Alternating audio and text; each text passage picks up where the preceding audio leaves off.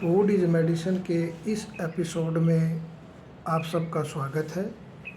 इसमें हम जानेंगे कि कुछ ऐसे आहार होते हैं जिनको आपस में मिला के सेवन नहीं करना चाहिए। अगर उनको हम आपस में मिला के सेवन करते हैं तो कई प्रकार के दोष हमारे शरीर में उत्पन्न हो जाते हैं और उन दोषों से हमारे रोग की उत्पत्ति होती है। सबसे पहले इसके अंदर आता है दूध और मछली का सेवन।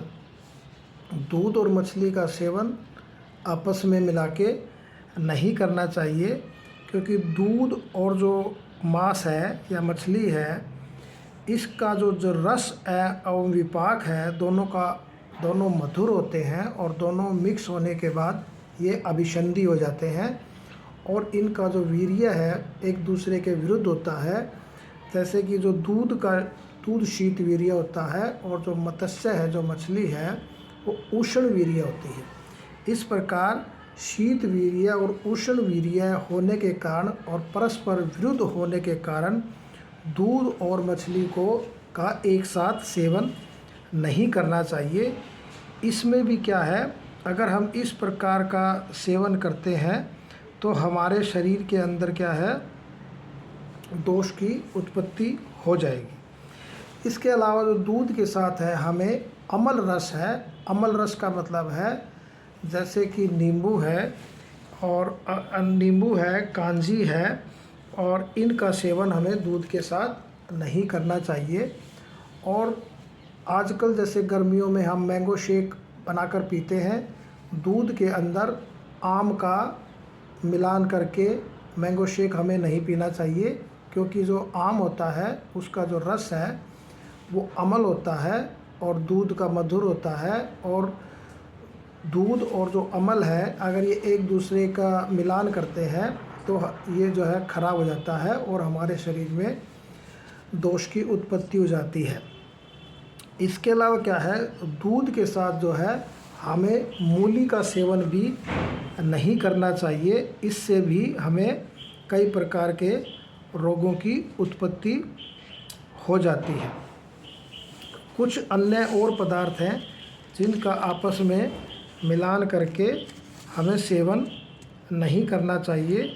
जैसे है मध है, दही है, मधु है, बिलावा है। बिलावा को भलातक कहते हैं। ये सभी उष्ण द्रव्य होते हैं। इन सब का एक साथ मिलान करके सेवन नहीं करना चाहिए।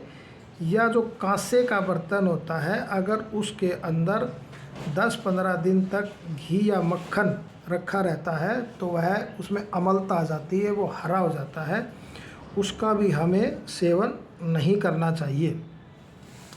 इसके अलावा क्या है, हिरण का जो मांस है वो हमें दही के साथ सेवन नहीं करना चाहिए।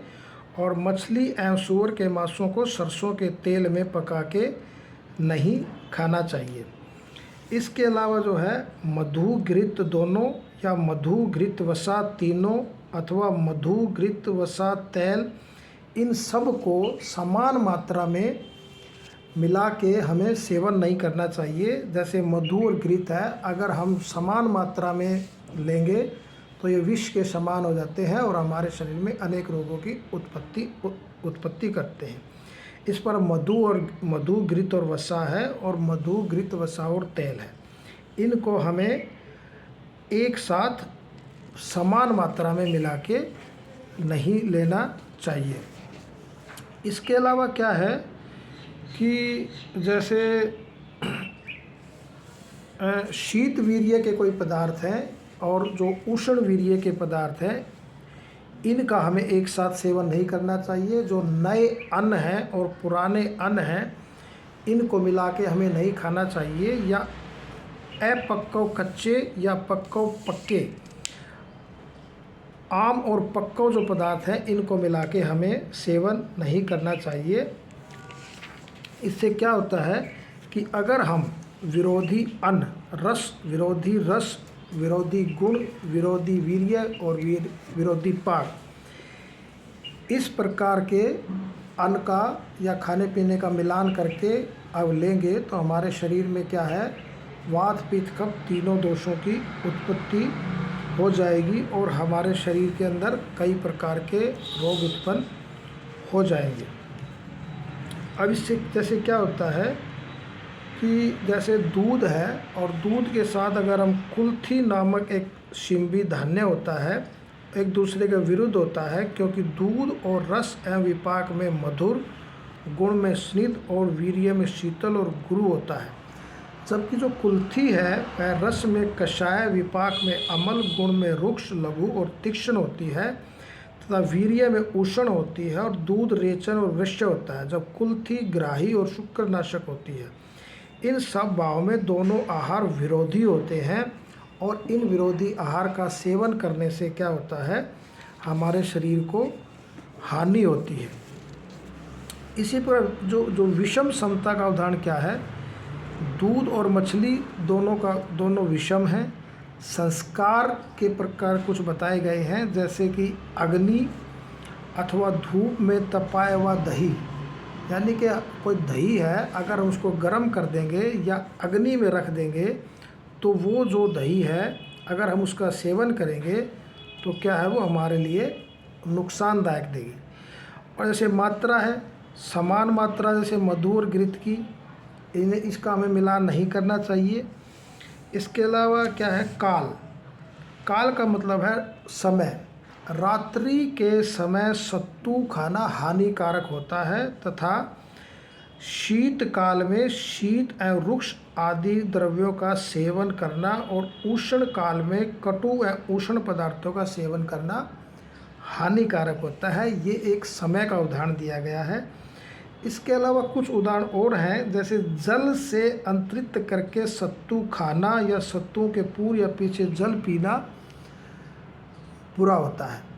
यानी कि जब हम सत्तू ले रहे हैं तो उससे ठीक पहले और ठीक बाद में हमें जल का सेवन नहीं करना चाहिए। इसी प्रकार अग्नि का उदाहरण है। अगर हमारे शरीर की जो अग्नि है, यानी जो मंद अग्नि है, मंद अग्नि में शीत पदार्थों का सेवन नहीं करना चाहिए। शीत का पदार्थ मतलब है ठंडे पदार्थों का सेवन नहीं करना चाहिए। अगर हमारी विषम अग्नि में वात का और अगर तीक्ष्ण अग्नि है तो पित्तल पदार्थों का सेवन हमें नहीं करना चाहिए। इस प्रकार हमें कटु एवं शीत आदि पदार्थ सातम्य में रहने पर मधुर एवं शीत आदि पदार्थों के साथ उनका सेवन नहीं करना चाहिए। हमारा जो कोष्ठ होता है वह भी 3 प्रकार का होता है। जैसे कुर्र कोष्ठ रहने पर हमें मृदु विरेचन या मृदु कोष्ठ रहने पर तीक्ष्ण विरेचन का सेवन नहीं करना चाहिए। पुरुष उत्सर्ग किए बिना अथवा भूख लगे बिना भोजन का सेवन नहीं करना चाहिए। यानी कि भोजन का सेवन हमें तभी करना चाहिए जब हमें अच्छी तरह भूख लगी हो। बिना भूख लगे हमें किसी प्रकार का खाना नहीं खाना चाहिए, यानी कि हमें दिन में बार बार खाना नहीं खाना चाहिए। दूध के साथ अम्ल पदार्थों का सेवन नहीं करना चाहिए। इसके अलावा जो आहार हमें हमारे मन को या हृदय को अच्छे नहीं लगते हैं उनका हमें सेवन नहीं करना चाहिए। अगर हम इस प्रकार बताए हुए विरुद्ध आहार का सेवन करते हैं तो क्या होगा, किसी भी रोग की उत्पत्ति कर देते हैं। जैसे हमारे शरीर में छोटे छोटे दाने, या जैसे छोटी माता, बड़ी माता, शोथ रोग, मदात्य, विदर्दी, गुल्म और उत्साह का नाश, श्रवण शक्ति का नाश, बुद्धि का नाश और चित्त का नाश, ज्वर, रक्तपित्त और 8 प्रकार के महारोगों की उत्पत्ति हो जाती है। और विरुद्ध अन्न करने से एक प्रकार का विष हमारे शरीर में उत्पन्न हो जाता है, जिससे क्या है, मृत्यु तक भी हो सकती है।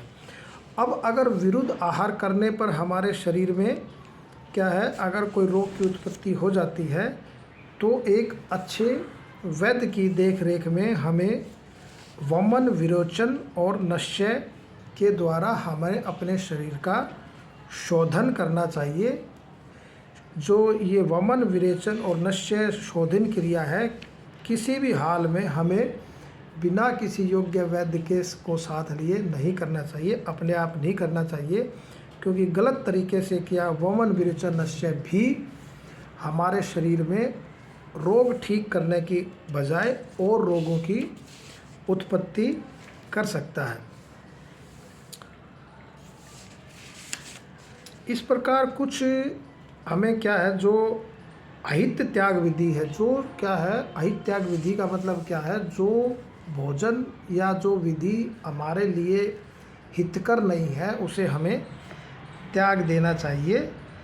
यदि कोई, जैसे हमें कोई पदार्थ अहित पदार्थ हमारे शरीर में सातम्य हो गया, हम लगातार उसको ले रहे हैं, जैसे कि कोई अल्कोहल है या शराब का आदी हो गया है, अगर वो उसको छोड़ना चाहता है तो उसे चतुर्थांश क्रम में त्याग देवें, यानी कि फिर 1 दिन 2 दिन 3 दिन के अंतर कर दें, त्याग देवें। इस प्रकार नूतन हित पदार्थ का सेवन चतुर्थांश क्रम से ही प्रारंभ करना चाहिए। तो इस वीडियो में हमने आपको बताया है कि किन किन विरुद्ध आहार का हमें सेवन नहीं करना चाहिए।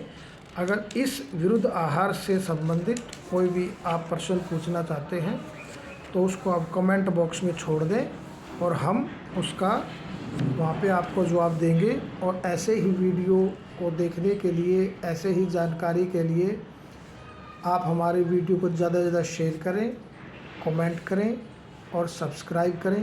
धन्यवाद।